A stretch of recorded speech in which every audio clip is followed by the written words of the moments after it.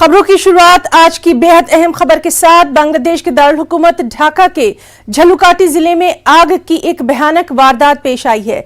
जानकारी के मुताबिक आज सुबह एक फेरी में आग नमूदार हुई, जिसमें कम से कम 38 अफराद हलाक और 100 से ज्यादा जख्मी बताए जा रहे हैं।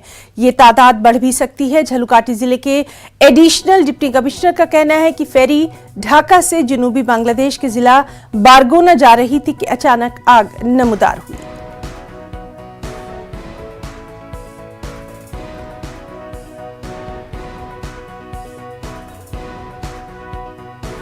अनंतनाग के मोमिन हॉल आरवनी में सिक्योरिटी फोर्सेस और मिलिटेंटों के माबैन एनकाउंटर में सिक्योरिटी फोर्सेस ने एक मिलिटेंट को मार गिराया है। तफसीलात के मुताबिक इलाके में मिलिटेंटों की मौजूदगी की एक मुसद्दिका इत्तला मिलने के बाद जम्मू कश्मीर पुलिस, फौज और सीआरपीएफ ने मुश्तरका तौर पर एक ऑपरेशन शुरू किया। इस दौरान वहां पर मौजूद मिलिटेंटों ने फोर्सेस पर फायरिंग कर दी।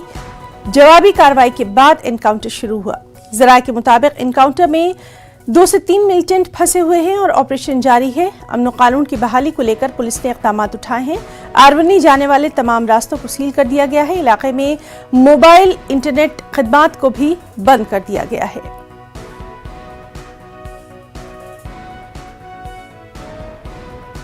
चलिए सीधे रुख करेंगे हमारे नुमाइंदे मुदस्सिर कादरी का। मुदस्सिर, इस वक्त की हम आपसे तफसीलात चाहेंगे एनकाउंटर के हवाले से। अभी क्या सूरत हाल?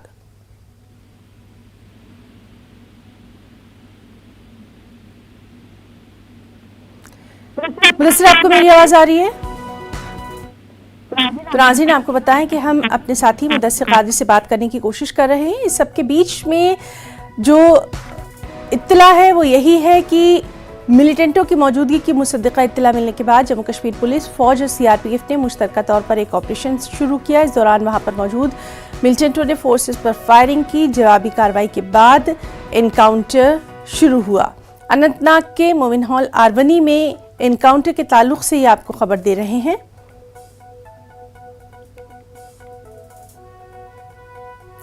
जहां सिक्योरिटी फोर्सेस और मिलिटेंटों के माबैन एनकाउंटर में सिक्योरिटी फोर्सेस ने एक मिलिटेंट को मार गिराया है। लगातार तफसीलात पर हमारी नजर बनी हुई है।